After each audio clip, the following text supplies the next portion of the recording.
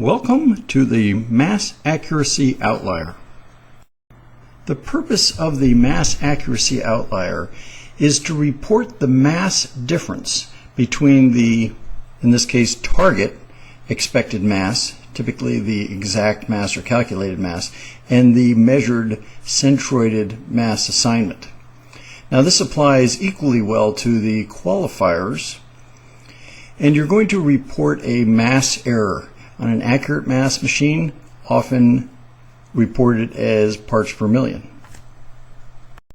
Mass Accuracy Outlier is set up in the method editor, just like all the other outliers.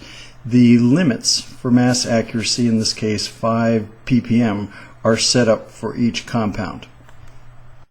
An important note is that in the method editor, under the Advanced Task Spectrum Extraction Setup, you do get control of how the spectrum is extracted. This will affect your accuracy score. So, to take one in detail, the spectrum saturation threshold. That threshold, if exceeded, the spectrum will be thrown away and not used in the spectral mass accuracy calculation. So throwing away saturated spectrum means that your mass accuracy is derived from the non-saturated spectra, often resulting in a better mass accuracy. Details of the definition of mass accuracy, which mention here the fact that saturation treatment is available, and the difference between the expected and the most abundant MZ found within that range, is explained in the documentation, again the result being the difference, the mass difference in ppm. Let me distinguish between two related metrics, and that is the mass accuracy outlier, which we're talking about here, and the mass match score. And as you can see, the mass accuracy outlier is related to the target and qualifier ions, and the mass match score is related to the isotopic distribution.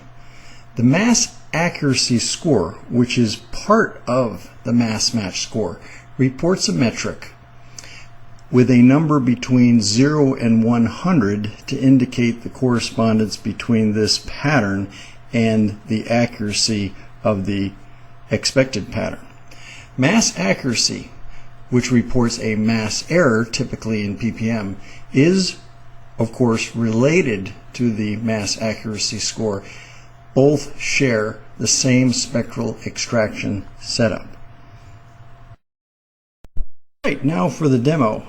I'm in the quant method editor looking at the outlier mass accuracy, and I can see for these compounds I put the mass accuracy limit at 5 with the units of ppm. Now while we're here in the method editor, let's also take a look at the spectrum extraction setup. And you can see I don't have any saturation threshold. I've only got the peak height set at 10% to chop off the very edges of the peak. So let's go over and see what we have in batch at a glance.